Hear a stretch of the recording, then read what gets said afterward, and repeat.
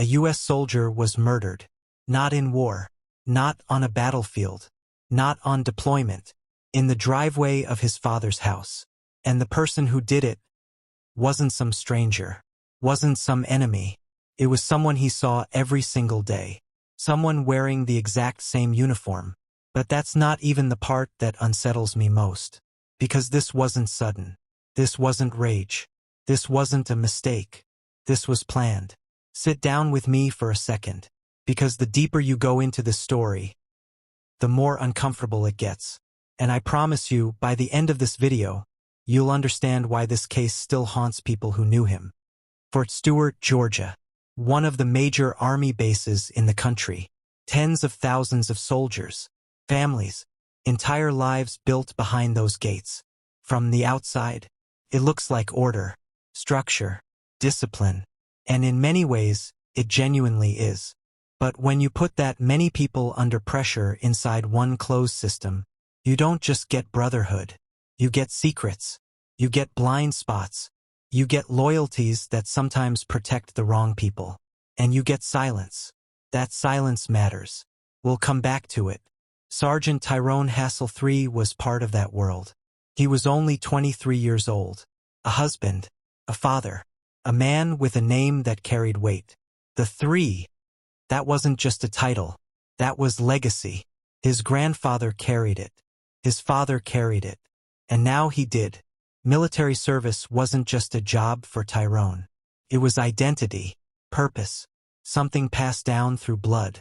By late 2018, he was stationed at Fort Stewart with his wife, Kemia Hassel, and their young son. From the outside, they looked like any military family holding it together. But behind that image, the marriage was struggling. Into that tension walked someone new, Specialist Jeremy Cuellar. Same base, same unit, same uniform, and he was having an affair with Kemia. I want you to really sit with that, because this wasn't just personal betrayal. This was a man being betrayed by his wife, and by a fellow soldier bound by the same code of brotherhood, loyalty, and honor. Every one of those words was about to be shattered.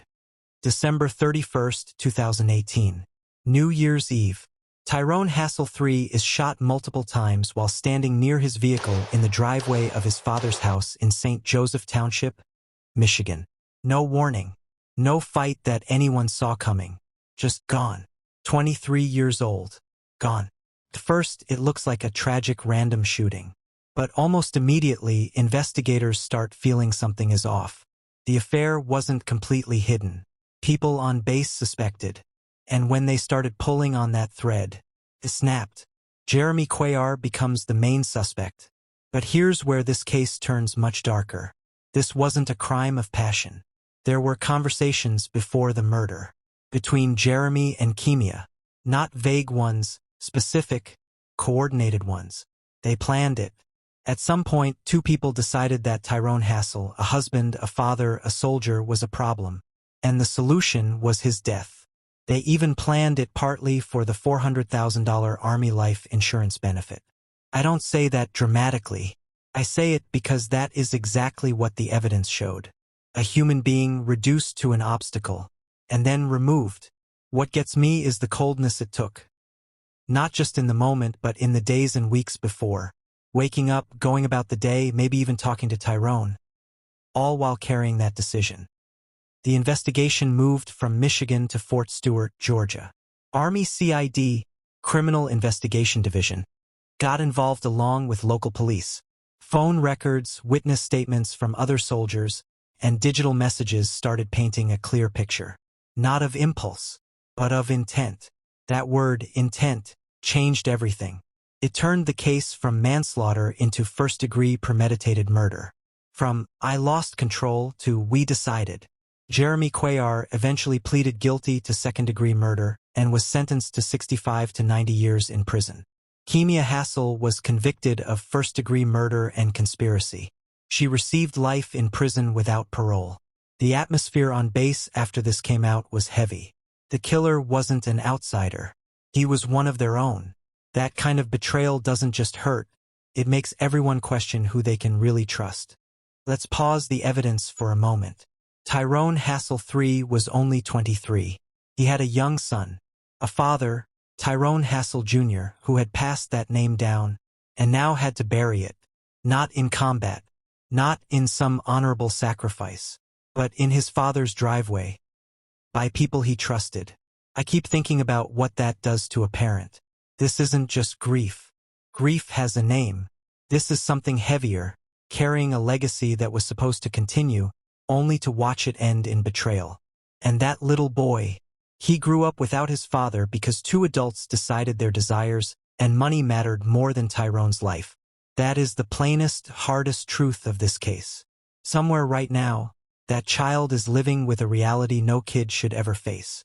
That is the real weight of this story. Not the courtroom, not the sentences, but the people left behind.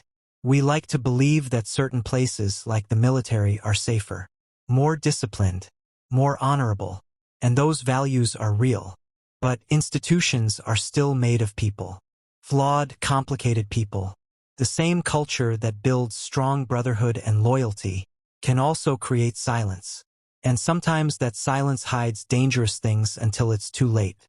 The most uncomfortable truth here is that Tyrone dedicated his life to a code of honor, yet couldn't be protected from the person standing right next to him inside that same system. There's no clean ending to a story like this. There are convictions. There are long sentences. But nothing brings Tyrone back. He didn't get the justice we wish for in movies. He got a grave. The only thing we can do is remember him as more than this case. He was a son, a father, a soldier, a 23-year-old man carrying a proud name who deserved to keep living his life. He should still be here. I want to hear from you in the comments. Do you think closed environments like the military make these kinds of betrayals more likely? Or is this simply human nature that no system can fully stop?